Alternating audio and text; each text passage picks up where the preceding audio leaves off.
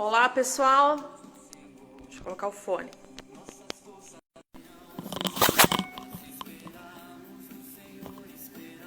Barulho chato, né? Olá, boa noite. Saudade de vocês. Que chuva, hein? Vou te contar. Vamos aí daqui a pouco receber o nosso convidado. Mas realmente eu acho assim que hoje é um dia bem complicado, né?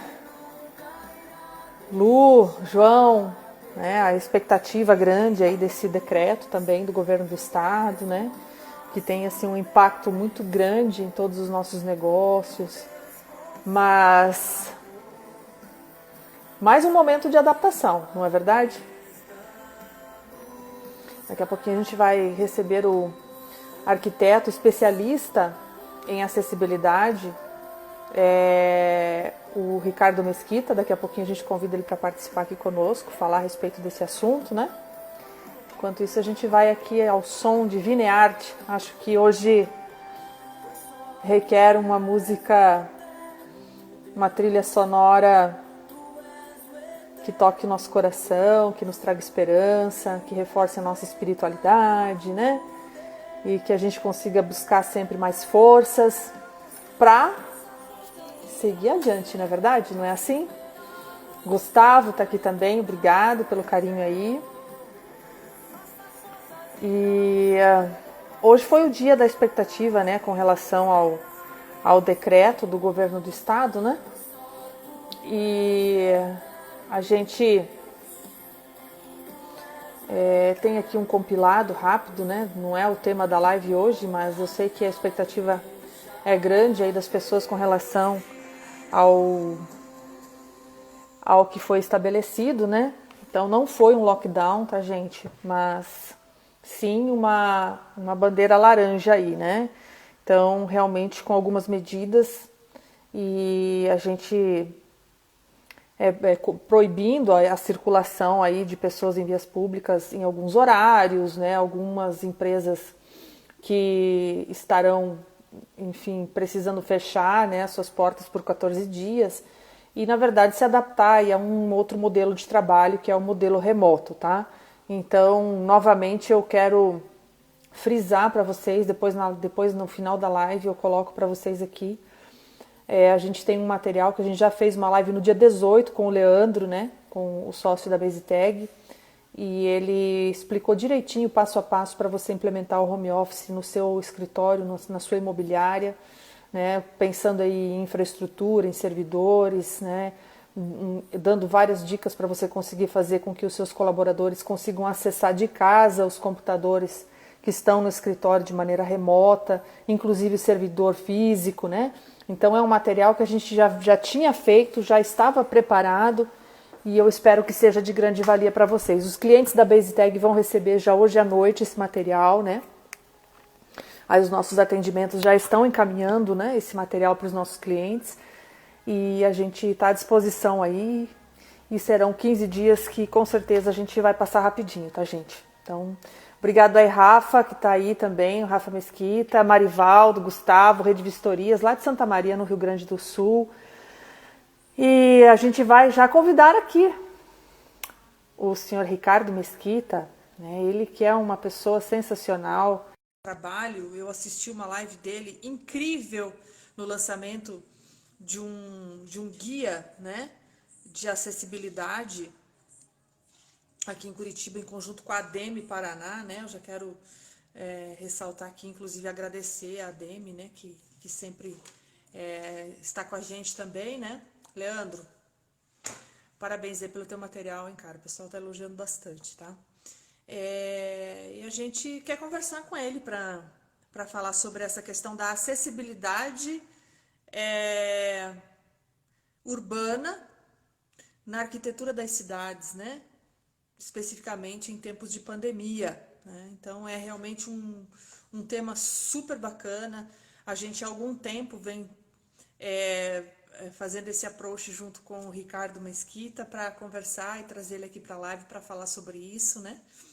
E é um assunto muito rico, muito válido, muito importante para todos nós, né? Paula Matos, Karen, Cirlei, que bom que vocês estão por aí. Ontem não teve live, tá, gente?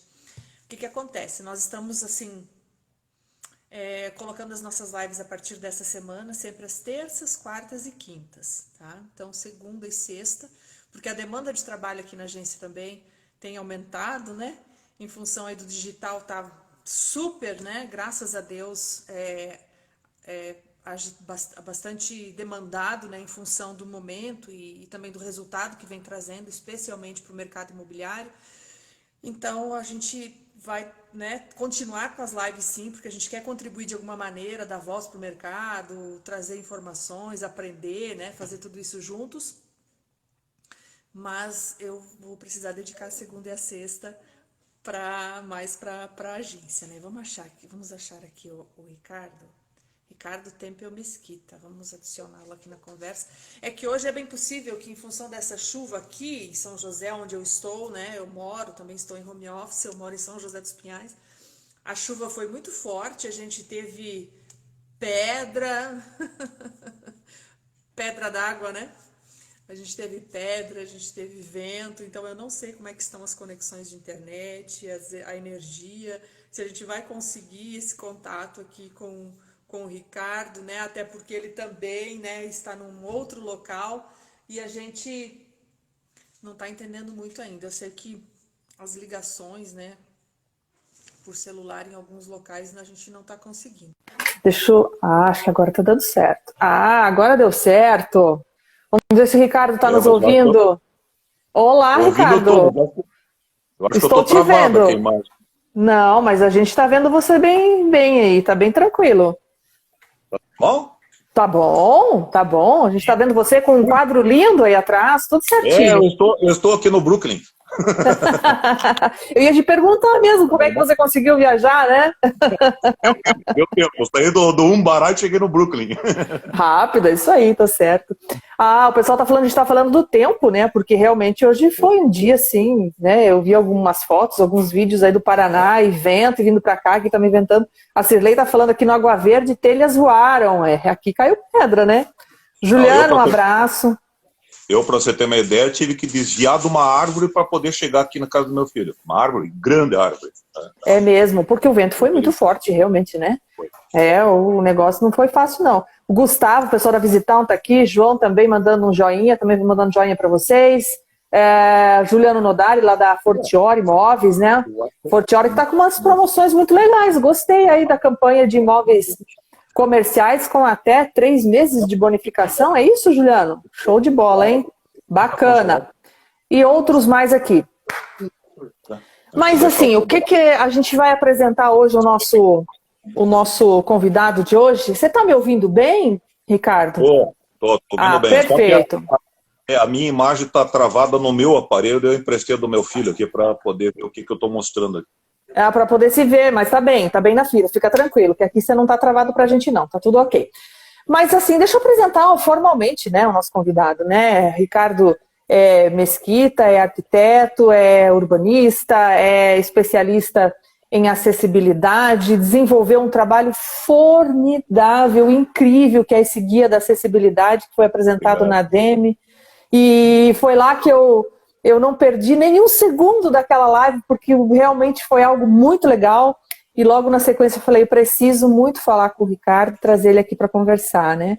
Então, a princípio é isso. Eu queria que você falasse mais sobre o teu trabalho um pouco. Como é que isso começou, Ricardo? Você, claro, na tua profissão como arquiteto, enfim, né, nesse mundo todo. Mas como é que você se interessou por esse nicho? Como é que isso aconteceu na sua vida especificamente para você se especializar em acessibilidade? Boa noite. Bem. Boa noite. Primeiro agradecer a Deus por ter chegado aqui. Amém. E agradecer a você pelo seu gentil convite. Fiquei muito feliz por você ter feito o convite. Até você é bem famosa, né? O pessoal da ADEME lá adora você. É mesmo? Um beijo, gente da ADEME. Adoro eles também. O pessoal lá falaram muito bem de você. O próprio Fico Leonardo. Feliz. Né? Agradeço muito. O Ricardo Pisa. Todos mandaram um abraço para você. E eu estou mandando um abraço para todos. Sintam-se todos abraçados. de longe, né? Abraço Covid. Agora é assim, né? De cotovelo, de joinha, já nem sei mais, né? Mas enfim, é o que temos, né? Posso chamá-la de Tati? Claro, deve, por favor. Bem, na verdade eu não escolhi essa missão. Essa missão me escolheu. Perfeito, entendi. Você viu na outra live, eu gosto sempre, inclusive, de comentar por que eu estou nessa luta, porque ninguém está livre de uma hora para outra mudar de lado. Né? Então, eu, no auge dos meus 20 e poucos anos, cursando o terceiro ano de arquitetura, indo para a faculdade num sábado de manhã, de moto, até o pessoal que está assistindo aí, que anda, costuma andar de moto, por favor. Moto é, como diz um ditado, um veículo já foi projetado para cair, por isso que já vem com 2 rodas, né? Eu sei bem, eu tenho um em casa. Você em volta da máquina e não a máquina em volta de você, né? Você é o para-choque, né? Quando você está dentro de um carro, eu já sofri acidentes seríssimos de carro, mas graças a Deus saí ileso. Agora de moto, qualquer resvalão, qualquer escorregão, um dia como hoje, por exemplo, de moto, eu estava lascado, né? De chegar aqui. Eu vou a pé, não aceito caronas. E eu indo para a faculdade, sábado de manhã, de repente um carro totalmente embriagado, segundo testemunhas, né, que viram o cara na hora ali, cruzou a Visconde de Guarapuava 1.000 por hora, me pegou na lateral esquerda, essa minha perna esfacelou a perna esquerda, né? Eu não sei como é que eu não perdi a perna, porque na hora que eu terminei de rolar no asfalto, a perna estava embaixo de mim, estava nas minhas costas. Meu Deus. Eu só conseguia, a única coisa que eu conseguia pegar da minha perna era o fêmur que estava para fora da calça. E eu gosto de ser bem engraçado mesmo, Tati, propositalmente, porque a coisa não é brincadeira. Tá? Eu só estou aqui por um milagre mesmo. Tá? Certo. Eu tenho fraturas no corpo inteiro. Tá? Foram 6 anos de tratamento, com osteomielite, infecção, né, causada pela fratura exposta. Foram 6 anos de tratamento. Fui curar minha perna, até eu gosto de fazer propaganda. É um hospitalzinho desse tamanho chamado Hospital São Luís. Fica lá em Campo Alegre, do lado de São Bento do Sul. Eu estava aqui com a perna praticamente gangrenada, prestes a ser amputado, e você vê como Deus age na vida da gente, né? Na hora que eu estava brigando com o médico, estava passando um rapazinho no corredor e era um missionário.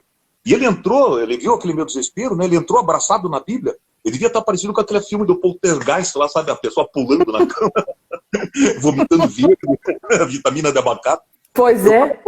Porque, pô, eu senti o cheiro de podre da minha perna. Daí eu tava brigando com o médico, né? Daí o rapazinho chegou, calma, meu irmão, você vai achar essa cura lá. Daí ele mostrou a perna dele, uma cicatriz bem feia também, né? E eu acabei, no mesmo dia, pedi alta, fui de noite para São Bento do Sul, lá para Campo Alegre, e o médico era um médico da Marinha Nazista de Guerra, Dr. Duda, ele já faleceu. E ele, na hora que ele viu minha perna, ele falou, quase muito tarde, né? Mas vamos dar um jeito. E passamos a madrugada no centro cirúrgico. Ele me desmontou a perna inteirinha. E hoje, ele já faleceu, mas a equipe que trabalhava com ele estão até hoje lá. Eu salvei a vida, a perna de um amigo meu também. Ele não deve estar assistindo, porque ainda não temos a nossa janelinha, né, de Libras, ele é surdo. Mas eu salvei a perna dele, levando lá no mesmo hospital. Ele me desmontou a perna inteirinha, tirou tudo que tinha de infecção, remontou a perna e, graças a Deus, está aqui hoje. Mas então... Que coisa fantástica. O que eu aprendi com isso, tá? Eu aprendi que, pô, uma cama tem que ter um conforto extremado para que vai passar mais do que uma noite. Para mim foram 6 meses, para você ter uma ideia, direto. Na primeira, já de cara, 6 meses. Imagina você acostumado com atividade física. Eu era um atleta, pô, eu pegava a bicicleta, subia e descia essas serras, jogava vôlei, basquete, e de repente você está lá numa cama cheia de tubo para tudo que é lado, né? Sem saber se vai sair de lá. Oi? Sem saber se vai sair de lá. Então, eu já aprendi que as camas têm que ter um conforto diferenciado, né? Com certas mobilidades, porque no meu tempo não tinha nada disso. Era tijolo no pé da cama para não inchar a perna. Então, hoje a gente já pode pensar nisso tudo. E isso tudo, que eu até comentei lá na live, está começando a bater também com esse meu novo sentimento em relação a essa nova arquitetura pós-pandemia. Nós vamos abordar, vamos dar umas pinceladas em algumas coisas. Né? Sim. Mas, eu disse que você chega numa causa pela dor ou pelo amor, né? Então, sempre. Primeiro foi pela dor, tá? Mas eu me limitei a ficar durante, me curei, né? Voltei a trabalhar, fiquei 20 e poucos anos trabalhando como arquiteto, preocupado em fazer as minhas obras acessíveis, porque eu achava que era uma obrigação minha depois de tudo que tinha passado. Mas os que os outros estavam fazendo errado não era problema meu, tá? Eu não tinha que ser o fiscal da vida alheia. Da obra alheia. O meu filho, que eu estou aqui hoje na casa dele, né, o Rafael, na época com 9 anos, e para quem gosta dessa coisa de números, é no mínimo assombroso, né? Ele tinha 9 anos, foi no mês 9 do ano de Ai, ai, ai. 1999. Nem vamos começar a somar esse monte de 9 aí. Já não gostei do número. E ele teve uma infecção seríssima. Começou com o olho inchado, no dia seguinte começou a mancar, no terceiro dia não caminhava. E isso dentro da minha casa. Daí comecei a minha batalha de começar a procurar o socorro, né, para ver o que estava acontecendo com ele. E pela primeira vez eu percebi que o consultório do pediatra dele, que ficava ali na Brigadeiro Franco, não vou falar o nome do pediatra aqui agora, mas era totalmente inacessível. Tinha degraus no jardim, tinha degraus na porta, tinha uma escadaria para subir no andar de cima. Tá? Então foi uma dificuldade já no chegar no consultório dele. E dali ele me mandou para diversos hospitais fazer uma série de exames. Né? E lá no hospital de clínica, tive que largar a cadeira de roda lá na General Carneiro, porque tem degraus na calçada de acesso ao maior centro de transplante de medula óssea do mundo. O número 1 do Brasil, o maior do mundo. Não tem como você chegar de cadeira. E está até hoje, inclusive está assim. Tá? Que barbaridade, né? Eu ouvi ontem uma notícia meio ampassando na televisão de que vão fazer uma reformulação ali do Hospital de Clínicas. Espero que eles pensem em arrumar esse acesso, porque hoje, quando uma pessoa vai de cadeira de rodas para o Hospital de Clínicas, tem que ir disputando espaço no meio dos carros, pelo asfalto, porque a calçada não oferece. Além de ser em pedra irregular, aquele tipo a ver, né? Mosaico português, e tudo tem degraus no acesso ali do hospital, na General Carneiro, tem degraus na calçada. Dali fui para outros hospitais, Instituto de Medicina e Cirurgia, também mesmo problema, até que eu acabei lá no Pequeno Príncipe, né? E no Pequeno Príncipe, isso lá em 1999, aquele hospital, a ala antiga dele, aquela ala histórica, novamente, eu tive que largar a cadeira de roda dele, lá, do Rafael, lá na calçada, lá na Silva Jardim, porque o pátio era em paralelepípedo. Que muita gente acha bonito, bucólico, né? Vai andar de cadeira de roda, vai andar de salto alto. Vai andar, ou de muletas, como é que faz? Complicado, não é? E você veja como é que Deus age na vida da gente, né? Da mesma maneira misteriosa que o Rafael contraiu essa infecção, que na verdade lá no Hospital Pequeno Príncipe descobriram que se tratava de uma sacroileite. Olha que nome bonito, né? Sacro é aquele osso da base da coluna, tá? Ilíaco é a bacia.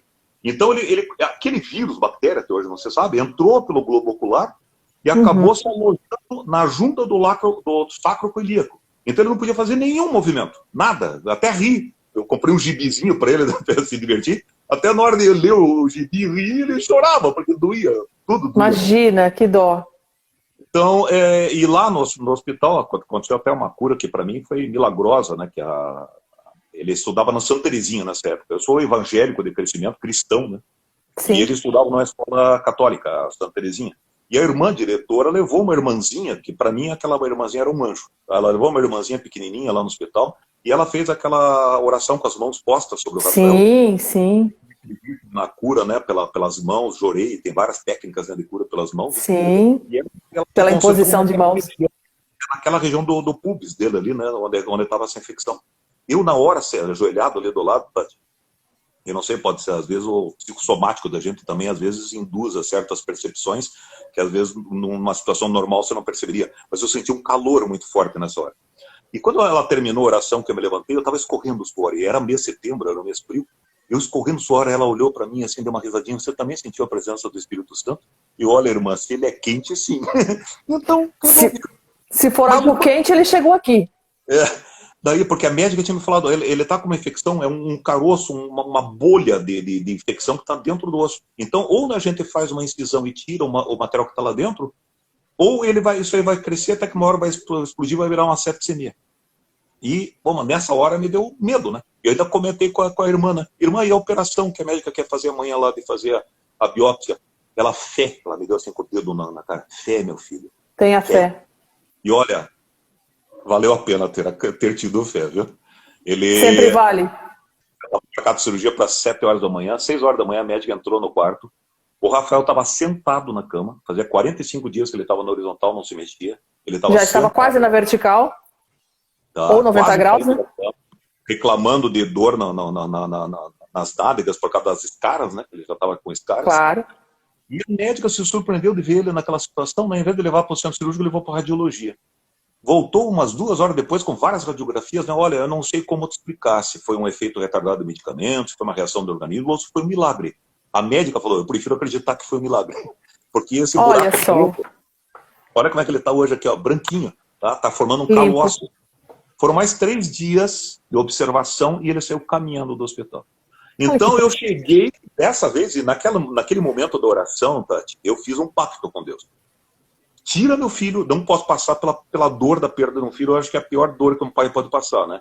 Tira meu filho do hospital, eu vou trabalhar para corrigir tudo isso que eu estou vendo de errado até agora. E foi a primeira coisa que eu fiz, foi consertar o Pequeno Príncipe. Escrevi uma carta desse tamanho aqui para o Pequeno Príncipe, a direção, apontando tudo que estava errado. E tudo, quase tudo, foi consertado. Então, de certa forma, Deus escolhe a gente, ou Deus, Jeová, Javé, seja o nome que você quiser dar, né? Essas forças do bem escolhem uma pessoa até pelo seu próprio dom. A arquitetura, para mim, é um dom. Eu, muito antes de ser estudante de arquitetura, eu já era arquiteto. Eu já nasci desenhando, né? Eu fiz escola técnica, curso de edificações, que foi onde aprendi toda a base da parte de construção, depois fiz engenharia civil, para depois ir para arquitetura. Então, a arquitetura, eu penso dessa forma, que ela deve ser funcional, ela deve ser fácil de você chegar, fácil de você construir, né? Fácil de você limpar, agora em tempos de pandemia, né? Tá? Ela deve ser racional na sua questão de estrutura, até pela minha formação acadêmica de engenharia, eu penso em como vai ficar de pé, em como vai ser construído, né? Eu, como técnico de edificações, que lá na escola técnica, no nosso tempo, antigo Cefet, a gente pegava, misturava massa, assentava tijolo, fazia tarraxa para instalação elétrica, instalação hidráulica, e tudo isso aí contribui na hora de você fazer um bom projeto. Com certeza, né? Com certeza. Sempre fazer as facilitações. Aí depois dessa experiência com o Pequeno Príncipe, aí eu queria saber mais sobre quais eram os direitos naquela época. 99 não tinha internet, né? Hoje a gente tem uma internet mais ou menos, naquela época não tinha nada.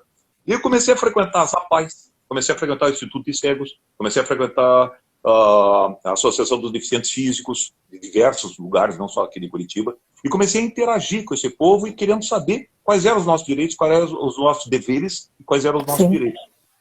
Daí fui a procurar até, inclusive, o senador Flávio Arnes, que naquela época era uma referência, né, porque ele tem, inclusive, um filho especial, né? E ele iniciou o Antônio Borges dos Reis, que é autor da Lei das Calçadas de Curitiba, né? Ele era vereador na época, fui consultá-lo. Então eu fui fazendo uma compilação e cheguei nessa época, eu acho que você deve ter visto lá naquele minha outra live, nessa campanha. Esse desenho aqui, inclusive, foi feito pelo Rafael quando ele tinha 9 anos de idade no computador. A gente Ô, Rafael, você está querendo ser design também, Rafael? Não, vem aqui, deixa eu só te apresentar aqui. Esse aqui é o meu... Mostra você aqui para a gente ver você, Rafa. Orgulho. Tá conseguindo enxergar, é? Tudo bem, Rafa? Tudo bom? Prazer te ver. Eu culpado de estar aqui. Parabéns por ser culpado, viu, Rafa? Abraço, legal. Não sabia nem escrever quando era criança, mas já mexia no computador. Ele é formado em tecnologia da informação, né? Olha só, eu imaginei. Porque o computador para ele tira de letra, né? E aí nós elaboramos essa cartilha, que é a acessibilidade já. O já, ele é um J maiúsculo, até eu gosto de descrever para quem não está enxergando muito bem. É um J minúsculo, e o acento do já é uma rampa e tem um cadeirante. Até essa ideia do cadeirante sorrindo em cima, acho que, se não me engano, foi dele mesmo, né? Eu só tinha ideia de colocar um cadeirantezinho, daí ele colocou um cadeirante sorrindo aqui, até com um topetinho ali, ficou muito legal. Sim, ficou bem amigável. E eu fiz de uma forma, Tati, que fica fácil, até quem quiser esse folder, me mande até deixa eu mostrar aqui, é arquimesquita@gmail.com. Eu vou até deixar aqui no comentário. Eu vou deixar o seu Instagram aqui, que aí a pessoa pode manter contato com você, né? Arquimesquita, mais fácil, né? Isso. Aí pro Gmail é só acrescentar arquimesquita@gmail.com, tá? Perfeito. Aqui eu fiz uma compilação das principais leis de acessibilidade, tá? Aqui algumas frases de efeito, uma delas que eu gosto de terminar minhas palestras e meus cursos, é que uma pessoa que admiro demais pela doação que ele fez da sua vida, né? Em prol do bem-estar do próximo, quando ele citou, né? Embora ninguém possa voltar atrás e fazer um novo começo, qualquer um pode começar agora e fazer um novo fim. Esse foi o grande Chico Xavier, né? Perfeito. Ele fala, não, Ricardo, não dá, agora já estou terminando, já estou no acabamento. Nunca é tarde para você começar e fazer a coisa terminar certa. Perfeito, é isso mesmo. do meu grande mestre, né, o JC, como eu chamo ele na intimidade, né? Sim. Que é o que nós, eu acho que é esse que é o nó, tem despertado, essa pandemia tem despertado, essa empatia. Ama teu próximo como a ti mesmo. Então, Eu acho que é isso. tem diversos, é uma mini cartilha, né? Então Sim. tem como que deve ter acessos, calçadas, rampas. E aqui eu tenho uma ilustração, tá? De um prédio que eu fui conhecer na época que eu estava numa das minhas visitas lá na Associação dos Deficientes Físicos do Paraná, ali na Rua Camões, com a 15 de novembro. Por favor, visitem, tá? Quem estiver nos assistindo, mais do que nunca, eles estão precisando muito de apoio, né, de empatia, de colaboração. E eu estava visitando a DFP, e nisso, eu passando pela sala do presidente, e eu vi um comentário que mexeu comigo. Um senhor falando, até cachorro entra pela porta da frente e minha filha tem que entrar pelos fundos. Eu, parei, voltei, né? Aí o presidente Profundo isso, né? E daí ele me explicou, né? Esse aqui é o seu Antônio, ele veio aqui reclamar que ele mora aqui perto, ali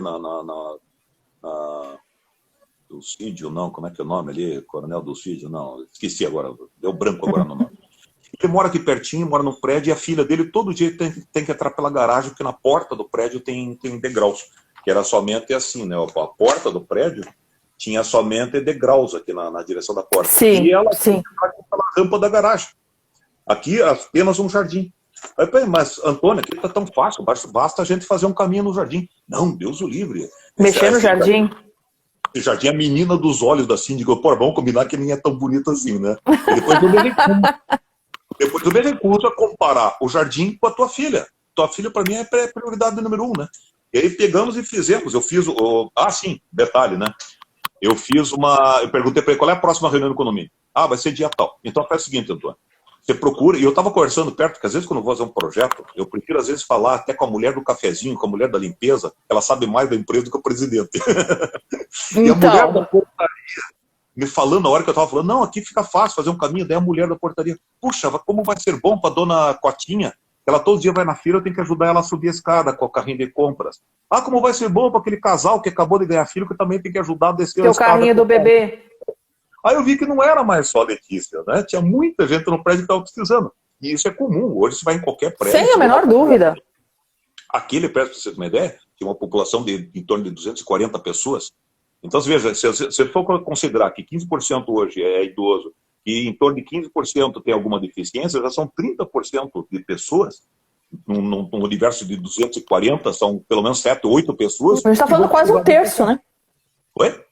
A gente está pensando em quase um terço, não é? Divide em 3, é 30%.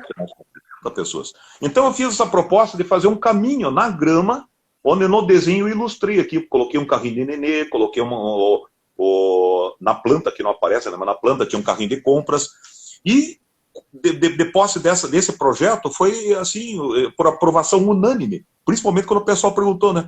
Tá, mas quanto que vai custar tudo isso, Ricardo? E olha, quanto que vocês imaginam que vai custar? Se custar R$50, vocês colaboram? Por cada um de vocês? Claro, imediatamente. Se custar R$20, vocês colaboram? Nossa, melhor ainda. Então, nós fizemos as contas aqui entre tirar a grama, fazer o caminho de paver, recolocar o paisagismo mais bonito do que estava antes, custou R$8 por morador. Ou seja, não tem por que se negar a fazer. A fazer, dar acessibilidade às pessoas, né, Ricardo? E olha, eu sempre tive o costume, que você já deve ter ouvido falar, né? Por que você come ovo de galinha e não come de pata? Você sabe por quê? Não, não sei. Cacareja. Ela avisa todo mundo que pôs o ovo. Então, por que eu faço essa atenção que eu achei que ficou legal, que eu quero que outras pessoas repliquem? Eu tenho muitos amigos, naquela época era o Glaucio Dias, era o Faxina, o pessoal da Gazeta do Povo, e nós fizemos uma matéria sobre isso. Eles já vinham me acompanhando há muito tempo, eu fui fonte da Gazeta do Povo naquela época do Rodapé, né? E eu convidei o Faxina para ir lá no Faxina ou Glaucio, não me lembro qual dos dois que foi lá no prédio naquele dia. E a hora que a Letícia chegou, que ela já estava indo para a rampa da garagem, eu falei, não, Letícia, hoje você vai entrar por aqui, pela porta da frente. Porta da frente, que é onde você tem que entrar.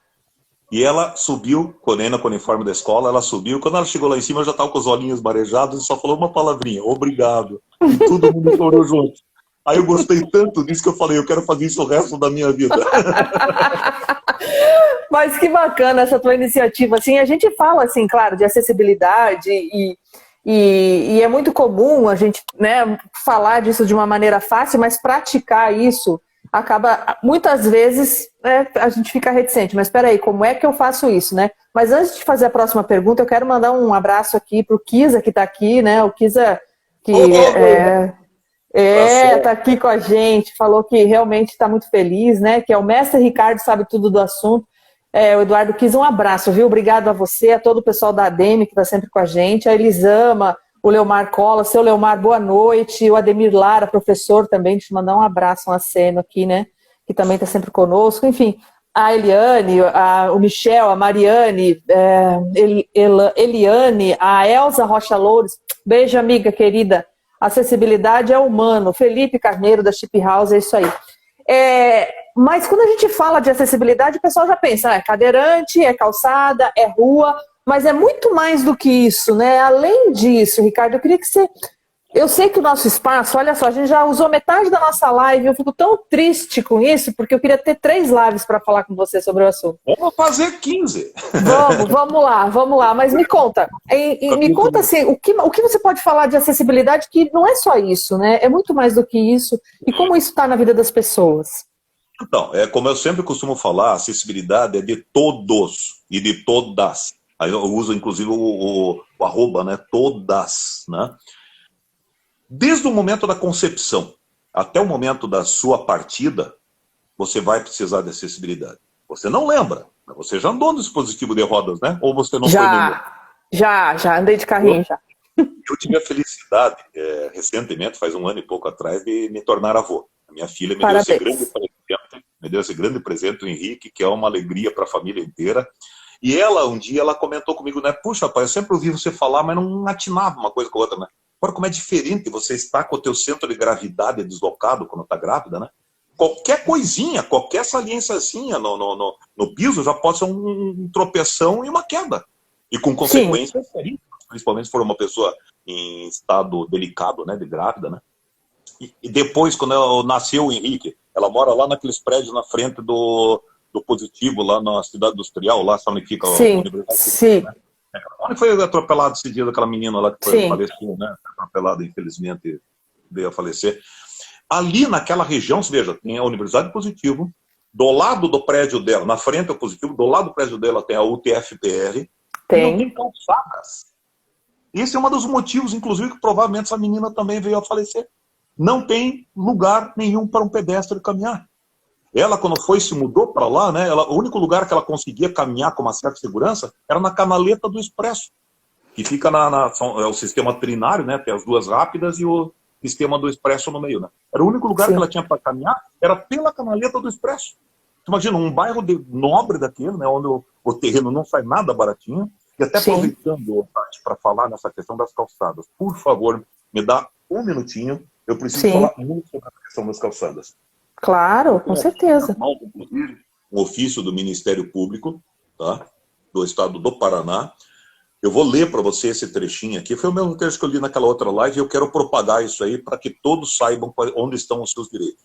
Bem, é notório que calçada é bem público. Basta você olhar o teu registro de imóveis. O teu registro de imóveis aponta que o teu terreno tem tanto de frente no alinhamento predial, portanto de fundos.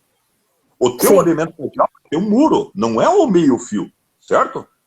Entre os 2 muros já passa a ser um espaço de uso comum, é o espaço público. Então a calçada, até no Código Brasileiro de Trânsito, está lá bem definido, calçada, parte da via. Então não tem por que as prefeituras ficarem exigindo que os proprietários ou contribuintes, que já pagam uma fábula em alguns lugares em IPTU, ainda tem que construir um patrimônio público. Tá? Pois é. Então, eu municiei a Lei Brasileira da Inclusão, que foi a que deu origem, inclusive, ao Decreto 9451, que nós vamos ter o workshop, não me deixa terminar a live sem falar do nosso workshop. Sim, vou lembrar. Lá pela ADEME, né? E eu municiei a doutora Rosane Bevervanso, que é a promotora que assinou o documento, com a Lei Brasileira da Inclusão, com o Decreto 5296, com o Código de Trânsito, e ela escreveu, por unanimidade, era um colegiado de promotores, de procuradores que estavam presentes, e ela declarou o seguinte, ó, foi aprovado por unanimidade no evento Calçadas e Acessibilidade, no dia 28 de março do corrente ano de 2017, você vê quantos anos que a gente está brigando por isso. 3 anos. E ela fala o seguinte, ó, ante o disposto na legislação pátria vigente, cabe aos municípios implementarem desde já as rotas acessíveis. E, igualmente, os municípios devem atualizar legislação local no sentido de que assumam a construção e manutenção das calçadas. E abre parênteses para dar bastante ênfase. Afastando essa responsabilidade do particular, fecha parênteses, dentro dos padrões técnicos de acessibilidade. Com tal comunicação, o objetivo é, por um lado e por óbvio, conferir publicidade, que é isso que nós estamos fazendo agora, ao entendimento correlato, e do outro, concitar a reflexão sobre as mudanças necessárias na área. Calçada é bem público. Eu não posso construir um bem público. Eu não posso ser responsável por construir um patrimônio público. Perfeito. Isso, a Lei Brasileira da Inclusão, no artigo 113, o número dela é 13146 de 2015. Tá? Quem quiser, entre lá. Quem quiser facilitar a vida... É só colocar no Google, Lei da Inclusão, que também vai conseguir. Ele está no artigo 113, ele está bem claro lá. Compete à União, aos estados e aos municípios a construção e manutenção dos de obras públicas, de bens públicos, entre eles calçadas, passeios, né, e outros afins. Mas a parte das calçadas, importante você ter colocado isso, sensacional, obrigado. Quero mandar um abraço aqui de Lermando, o pessoal da Remax Horizontes também está aqui, obrigado. Do Avalion, Paulo Roberto, valeu, obrigado pelo carinho de vocês. Mas, assim, não é só isso, é muito mais que isso, não é, Mesquita? Me conta, assim, porque até a própria estrutura da cidade, além das calçadas, além das ruas, mas os prédios públicos, né, principalmente, né, e também a ação das pessoas, porque eu percebo, eu tive, como você disse, todos vivem, né, uma questão de acessibilidade. A minha mãe já faleceu, mas quando ela ainda era viva, éramos nós que cuidávamos dela, e ela tinha Alzheimer, então realmente era um problema bastante complicado ali no final dos estágios, né, na mobilidade zero. E quando a gente entrou com a ação de tutela dela, em função, né, do cuidado dela, o próprio órgão público solicitou que ela deveria comparecer ao determinado órgão público para comprovar que ela não tinha... Né, e aí eu falei, olha, gente, se ela conseguir fazer isso, eu prometo que eu não entro mais nem com a tutela. Tudo que eu queria era que ela conseguisse fazer isso, né? E bem no fim da história... a própria, eu até hoje eu conto isso para as pessoas, para pouquíssimas pessoas, é a primeira vez que eu estou contando isso aqui numa live, mas o próprio poder público veio até a minha casa para fazer uma sessão e de fato, quando o juiz e promotor, então, enfim, eles entraram na nossa casa, cumprimentaram ela, olá, dona Norma, como vai? Eu falei, olha, se ela, mais uma vez, se ela lhe responder, também podemos, né? Então, eu acho que um pouco também é uma limitação das pessoas. Você não concorda que as pessoas elas têm assim, um pouco de limitação até intelectual com relação a isso? Eu percebo que às vezes as pessoas não têm essa noção, né, de entender que a acessibilidade é mais do que isso. Eu queria que você falasse disso para mim um pouco, não sei se eu fui clara. Então, continuando aquela nossa linha do tempo, né? Então você foi concebido, você está lá no ventre da tua mãe, você já está precisando dessa acessibilidade. Você nasceu, você vai ter que ter um carrinho no meio. Vai continuar precisando de acessibilidade.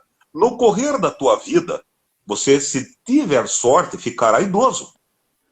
O meu pai, até os 83 anos, era um touro. Ele morava ali nas Mercedes, ia a pé até o Carrefour do Champagnat e voltava carregando compras. Aos 84 anos, teve que fazer uma prostatectomia. Em decorrência de um coágulozinho, sofreu um acidente vascular cerebral e ele já não conseguia subir sequer a escada do sobrado onde ele morava com a minha irmã. Tá? Então, de uma hora para outra, muda. Tá? A chave vira. E se você não estiver preparado para isso, eu até tenho uma ilustração na cartilha. Cadê minha cartilha? Eu até tenho uma ilustração na cartilha que eu termino. Deixa eu até apresentar a cartilha. Para quem for fazer o nosso workshop, essa é a cartilha Cidade para Todos. É uma cartilha sanfonada, onde tem Adorei. todos os de acessibilidade. Tá? E eu termino com essa reflexão aqui, ó. Que é essa gravurinha que eu fiz para cartilha de segurança dos idosos do Coronel Bondaruca. Não sei se você chegou, consegue ver aí, não? Consigo ver o desenho, consigo. Uhum. Então você pode escolher se você quer ficar do lado todo errado ou do lado todo certo, né? Pois então, é uma opção. Eu termino com essa frase aqui, né? Prepare o teu futuro, né? Então, e essa cartilha, ela é ricamente ilustrada, tá? Quem for fazer parte desse workshop, eu não gosto de chamar de curso, porque na verdade não é um curso, eu não quero transmitir um conteúdo, eu quero trocar ideias sobre esse conteúdo. Dividir, né? Dividir e somar, isso aí. compartilhar. E tem aqui uma ilustração que eu acho muito legal, que é uma reflexão sobre uma cozinha acessível e uma não acessível. A cozinha eu não sei que lado que está aí no monitor, né? Eu mas vou chegando cozinha, pertinho aqui. essa cozinha aqui é uma cozinha Sim. que atende às normas da prefeitura, 1,50 m de largura. Porém, se você colocar o mobiliário, o cadeirante vai ter que ir e voltar de ré. Se você acrescentar um palmo, 20 e poucos centímetros na largura, você já tem uma área suficiente para fazer uma área de retorno. Perfeito. Tá? Então é pensar um pouquinho ali no projeto, você colocar um pouquinho de emoção, vai, que eu acho que de repente soma alguns centímetros, não é? Exatamente. Você sabe o que eu vi na tua live que eu queria que você mostrasse? Não sei se está aí nessa cartilha. Era uma questão de um banheiro que você estava mostrando, um assento sanitário. Otimizado, tá? Pois é, fala disso pra gente. Em tempos de facadas, né, por aí, né? Tem muita gente Pois que pode, de uma hora para outra, pode vir a usar uma bolsa coletora, né? E o que é o ostomizado?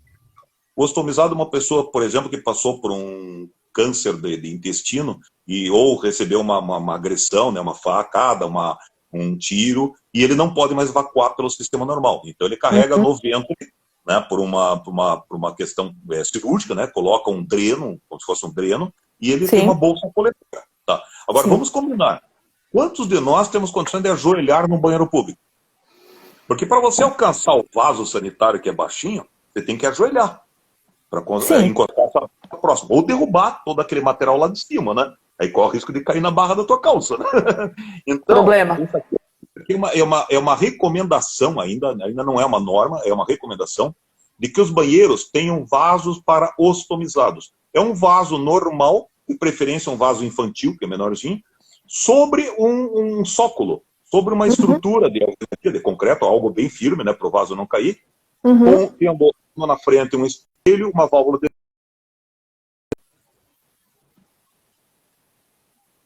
tem um apoio, porque a pessoa tem que fazer a asepsia das mãos, do catéter, da própria bolsa coletora, porque senão corre o risco dele se auto-infeccionar, né? Sim. Então esse vaso, ele fica mais alto, ele fica a 80 centímetros do chão, então fica confortável da pessoa poder fazer o esvaziamento da bolsa coletora. Eu não sei se apareceu a gravura inteira. Apareceu. Agora travou um pouquinho a nossa imagem, em função da própria internet, mas não vamos mexer assim, você ficou um pouco... O teu áudio está normal, só travou um pouco a imagem, mas vamos seguir. Apareceu sim, foi essa imagem que eu vi mesmo, porque assim, eu achei tão inteligente, achei tão interessante, e aquela ideia assim, que puxa, como que ninguém pensou nisso antes, né? Pois é. Como assim? É só fazer uma base de concreto embaixo ali. E outra situação que eu quero repetir aqui também na sua live, que eu falei lá naquela live. Você mora em prédio? Não, eu moro em Sobrado. Sobrado, tá. As pessoas que moram em prédio, quantas dessas pessoas conhecem uma área de resgate para você proteger uma pessoa durante um sinistro? Porque o que acontece num episódio do incêndio? Eu passei por um episódio de incêndio num apartamento, daqueles antigos ali do Rebouças, a minha sogra morava ali, e explodiu. O bujão ficava dentro de casa, dentro da cozinha, e a mangueira... Eu já passei por situações... Eu só passei por panela de pressão explodindo. Essa eu já passei, mas bujão não. Porque daí a mangueira explodiu e começou a pegar fogo. E pareceu um capeta ali com uma espada, né, varrendo a cozinha. Caracas! Na hora que está o incêndio ocorrendo, é a questão da fumaça. A fumaça te tranca a glote e você não consegue nem mais respirar e nem mais falar. Tá? Então a primeira coisa que tem que fazer num episódio do incêndio é guardar essa pessoa, proteger essa pessoa num ambiente com uma porta corta-fogo ou corta-fumaça, né? Uma câmara de acesso ou na própria escada. Então, isso aqui, por exemplo, é uma escada protegida. É uma escada que não tem anticâmara. Mas você tem um espaço para você reservar a pessoa, poder deixar a pessoa fora do circuito, né? Isso aqui é uma gravura da NBR 950, tá? A norma, tá? Ou ele num nicho, né, protegido, ou ainda melhor ainda, dentro de uma antecâmara com um elevador de emergência. Esse elevador de emergência, eles têm que estar ligados direto na rede da rua. Tá? Porque o que acontece? No episódio do incêndio, a primeira coisa que os bombeiros fazem é cortar a energia para não gerar novos focos. Tá? Então, se não tivesse espaço, imagina, eu peso 100 quilos. Tá? São 3 dígitos aqui que eu duvido que você consiga arrastar por uma escada. Tá? Então, a proposta dessa área de resgate? É ter um espaço onde eu possa deixar essa pessoa aguardando um resgate profissional. Eu desço, aviso os bombeiros, ó, lá no 15º tem uma pessoa precisando de ajuda. Aí eles vão auxiliá-lo, né? Sim, então são situações, muitas situações. A questão do piso, Tatiana. Quantos dos que nos assistem usam porcelanato polido no piso? Eu duvido que não seja pelo menos 99%. Eu estou aqui imaginando aqui, acho que eu tenho só no banheiro. Porque todo mundo tem aquela paixão pelo brilho, né? Só que a própria norma NBR 950, no seu item 6, ela está lá escrito: pisos deverão ser antiderrapantes sob qualquer condição. E não poderão nem ter aparência de escorregadios, tá? Isso está na norma, não é o Ricardo que inventou, tá? Então eu te pergunto, como é que fabrica um piso desse? Se a norma diz que é proibido ter um piso escorregadio polido, tá? Pois então, eu até uso, já tive que usar algumas vezes o piso, o porcelanato polido, mas em situações, por exemplo, o espelho do degrau e não o piso. O piso eu posso onde não vai ser pisado, tá? O piso eu posso trabalhar com material antiderrapante e o espelho pode ser um material brilhante.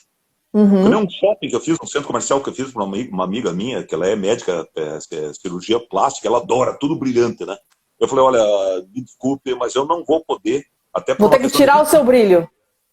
Até por uma questão de responsabilidade técnica. Eu não posso concordar, porque está lá no nosso código de ética. Esse é um ponto que eu também gosto muito de falar. Isso aqui é da nossa cartilha lá, onde fala da questão dos deveres, das atribuições dos profissionais. São deveres do profissional ante o ser humano e seus valores, oferecer o seu saber para o bem da humanidade, harmonizar os interesses pessoais aos coletivos, contribuir para a incolumidade, preservação da incolumidade pública e, principalmente, alertar sobre os riscos e responsabilidades relativas às prescrições técnicas e as consequências presumíveis de sua inobservância. Traduzindo no português mais claro, se eu sou um arquiteto e sei que esse piso é escorregadio, e alguém escorregar nele e cair, eu posso ser processado por crime doloso. Pois é, porque então, a responsabilidade é grande. O dolo é aquilo que você pratica sabendo das consequências, certo? Certo. Você não quer matar ninguém, mas se você tomar uma garrafa de vodka e sair dirigindo, você corre o risco de matar alguém. Você sabe que você pode acontecer isso, e se acontecer, você vai ser culpado. Exatamente. E a mesma coisa disse em relação também às calçadas. Pô, você já andou de salto na rua 15 de novembro? No nosso calçadão? Eu já, sabendo já como é, né? Então eu já não tento nem fazer essa façanha, porque é muito difícil. Possivelmente eu chego ao final sem o salto, ou sem o pé, né?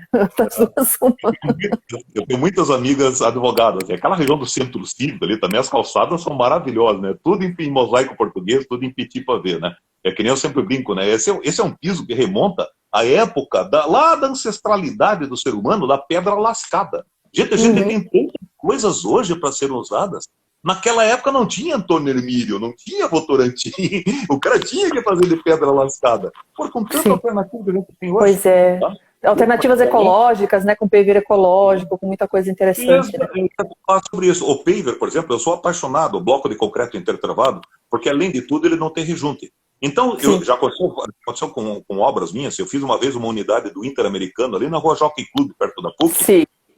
Dia da inauguração, estava vindo inclusive o presidente do Interamericano, estava vindo lá dos Estados Unidos para a inauguração. E ficou bonita, né? A unidade e tal, toda chique, né? Para ir pronta para inaugurar. Chega a Telepar na época lá, né? Com o orelhão. E o que vocês vão fazer com isso? Nós vamos colocar aqui na frente da unidade. Mas escuta, a caixa do telefone está daquele lado do acesso e vocês vão colocar do outro lado do acesso? Eles, porque essa é a nossa planta. Imagina, se eu tivesse qualquer outro piso, seria aquela quebradeira. O que eu fiz? Em meia hora, foram retirados os pavers, passou o cano, colocou de volta e instalou. Ou seja, fácil e simples.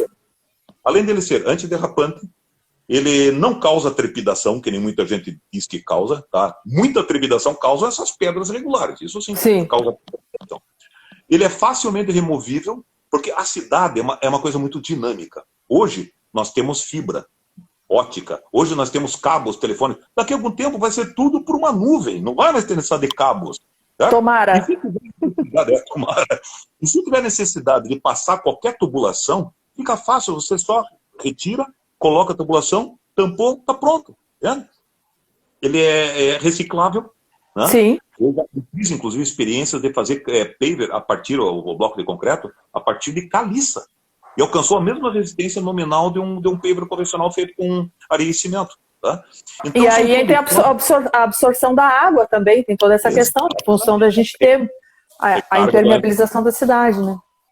Inclusive tem um paver, que é o paver drenante, tá? Que ele não vai areia, ele vai pedrisco e cimento. Então ele percola a água. A água, você joga a água vaza através dele e recarrega o lençol. É perfeito para cidades grandes, enchentes e coisas nesse sentido, né? Aí tem então gente isso faz parte da acessibilidade, né, gente? A gente está falando de coisas, de materiais, de inteligência, de tecnologia em materiais que, enfim, que são sustentáveis, que melhoram a vida das pessoas. Quando a gente fala de sustentabilidade, a gente não está só falando de meio ambiente, a gente está falando das pessoas, está falando de, né, é muito mais do que isso. E assim, é muito bacana saber que você colocou tudo isso numa cartilha, né? A gente tem, olha só, a gente tem 7 minutos ainda de live. Então, eu queria que você falasse desse guia da acessibilidade. Tem 2 coisas que você não pode ir embora sem falar comigo. Do guia da acessibilidade que você fez e lançou lá junto com a Demi. Acho que você tem o apoio da Demi nisso, né? A Demi percebeu essa causa toda. Eu acho que foi muito legal. A gente também é associado da Demi como fornecedor. Eu fico super orgulhosa de saber que a Demi apoiou uma causa como essa. E você também tem esse workshop. Então, essas 2 coisas que eu gostaria que você não fosse embora sem falar pra gente. Isso, até fazer um merchan aí, né, sobre Por a favor. Demi. Quem me convidou, inclusive, um dia, eu fiquei sabendo, através do Eduardo Kiza, que você conhece, né? Fiquei sabendo que eles estavam criando a Academia ADM. Tá? Sim. A gente vai dar curso. Eu falei, pô, mas então eu tenho um curso aqui, bala. Voltando um pouquinho até o tempo atrás, em 2006, tá? Era o Cabrini, o Álvaro Cabrini era o presidente do CREA. Tá? E eu senti que era uma pessoa que estava aberta a receber informações sobre a questão da acessibilidade.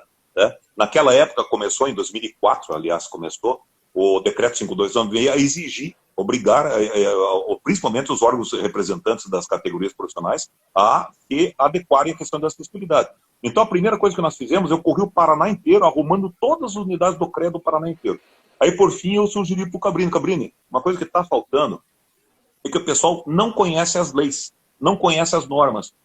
Não é nem por preguiça, às vezes é por falta de acesso. Tá? Então, e até tempo, às vezes deixa para depois, né, e não acaba não indo. Aí eu propus para ele, vamos criar não é um curso, porque eu não gosto do termo curso, porque parece que você vai passar conteúdo. Eu prefiro o termo workshop, que você vai trocar um conteúdo com alguém, né? Então, eu aprendi muito desde 2006, nós elaboramos esse primeiro workshop para capacitar os fiscais do CREA. Tá? E foi um sucesso. E daí nós vimos que não adiantava só capacitar quem vai fiscalizar. Tem que capacitar, até para diminuir o trabalho do fiscal, capacitar a fazer a coisa certa. E daí nós fizemos uma nova rodada. Eu, o Coronel Bondaruc, Robertson Bondaruc, é uma sugestão que eu quero te deixar aí para uma próxima live. Perfeito. É uma pessoa fantástica. E nós fomos sempre colegas nessa questão da acessibilidade, que é que nem ele me falou um dia, né? Ele era coronel comandante da cavalaria. Ele falou, Ricardo, cavalo, que não é burro, não anda em cima de pedra, porque ele sabe que vai escorregar, vai cair. E nós aqui estamos andando em cima de pedra, né? O cavalo, você tem uma ocorrência policial, a cavalaria, se ele chegar na rua 15 de Outubro, por exemplo, o soldado tem que apear e ir fazer a ocorrência a pé, porque o cavalo refuga, ele sabe que ele vai cair, né? Tipo assim, vai você, seu besta, porque eu não vou cair aí, né? E daí eu comecei a replicar, eu já fui dar, para você ter uma ideia, eu já alcancei, eu já estive no Mato Grosso, já fui até a Colômbia dar esse curso lá em Medellín, até uma cidade fantástica, me surpreendeu em termos de acessibilidade, né? Já fui dar esse curso no Brasil inteiro, praticamente, né? E agora nós elaboramos pela internet, agora, né, via ADM, né, tem a patrocínio da ADM, da Prefeitura de Curitiba, e a nossa campanha de acessibilidade já.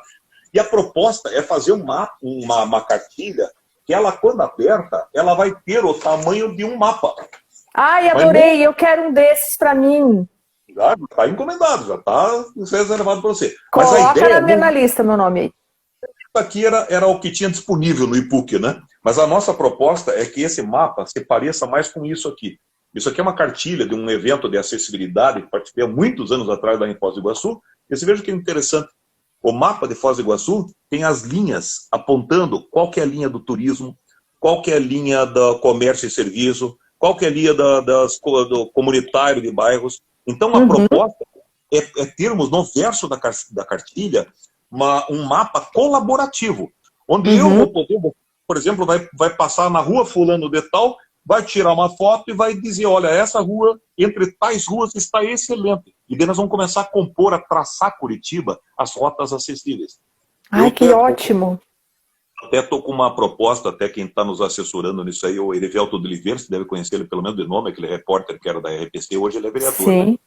Ele comprou essa nossa ideia e nós fizemos um filminho com 2 cadeirantes, um cego, né, um cadeirante motorizado, um cadeirante manual e um cego, um cão-guia. Nós fizemos o percurso do terminal do Guadalupe, fica no centro de Curitiba, ali na João Negrão, até o Hospital de Clínicas. Você não chega se não tiver uma rota acessível. Muitos obstáculos no caminho. Então, a primeira rota dá 1.200 metros. Para quem conhece Curitiba, você vai sair do terminal do Guadalupe, vai chegar na Santos Andrada, na Universidade Federal, vai atender a reitoria, vai atender o Hospital de Clínicas, e se você continuar mais 2 quadras no futuro, vai chegar lá em cima na igreja do Prefeito Socorro. Para você ter uma ideia do público atendido, para o Hospital de Clínicas, entre funcionários, pacientes, acompanhantes, são 10.000 pessoas. É muita gente. Grande parte dessas pessoas vem da região metropolitana de Curitiba, que desembarca ali no terminal do Guadalupe. Então a ideia é fazer essa rota acessível ligando o terminal Guadalupe até o Hospital de Clínicas. E depois no futuro ir ampliando. O importante é dar esse primeiro passo. A gente não pode ficar de braços cruzados esperando a coisa arrumar sozinha, não vai arrumar, né? E quando é que você vai dar esse workshop aí? Quando é que você vai organizar? Quais os dias? 14 e 15 tá, de julho. Vão ser em 2 dias, vão ser 2 módulos, onde a gente vai falar sobre conceituação, sobre legislação, sobre normatização e principalmente sobre estudos de casos. Tá? Até quem for participar, a gente vai dar o recado no primeiro dia, que leve algum case para ser estudado em conjunto, para a gente juntos imaginar a solução. Como esse prédio que eu mostrei, né? Quando eu falei com o Antônio, está tão fácil, é só tirar a grama e fazer um caminho, entende? Então tem que ser uma coisa, porque a acessibilidade tem que ser acessível também. Tem que ser financeiramente acessível, boa dica. E falando nisso, queria te perguntar, vai ser pela Academia ADM? É só acessar o site da ADM e as pessoas vão ter informação para conseguir fazer inscrição e tudo certo. Se eu não me engano, é a Ana e Rafael. Tá? É a Ana, sim. A DMPR, arroba admpr.com.br, se eu não me engano. Nas redes sociais é arroba ADMParaná e o site é admpr.com.br. É só acessar fácil. Isso. E daí vai estar lá o link lá para inscrição. E a gente quer espalhar isso aí no Brasil inteiro e que a gente saia realmente. Depois dessa nossa live que você também assistiu, eu recebi várias mensagens, pessoal de Santos, tá, solicitando situações, pessoal de Goiás, Mato Grosso, Rio de Janeiro. Tá? Esse assunto da acessibilidade é geral. E principalmente agora em tempos de pandemia, que a gente está vendo as pessoas entrando e saindo do hospital de cadeira de rodas. Pois é verdade. Então, você não está livre. Em algum momento da tua vida, você vai precisar de acessibilidade. Sim. Para o futuro. Vamos querer ficar daquele lado bonitinho. Eu já vou te dar o direito infelizmente, as suas considerações finais, mas eu quero agradecer aqui, ó, até deixei fixo aqui o comentário que o Kisa fez, que tem o link para você fazer a inscrição. Você que quiser fazer a inscrição, tá aqui o link, tá? É o simpla.com.br/acessibilidade em habitações.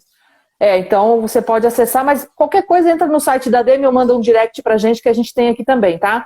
O João falou que tem um apartamento de 300 metros quadrados, lote, 35 metros de fundo, acesso para a avenida, escada no fundo, rampa de 35. Ei, João, você tá bem, hein? Complicado.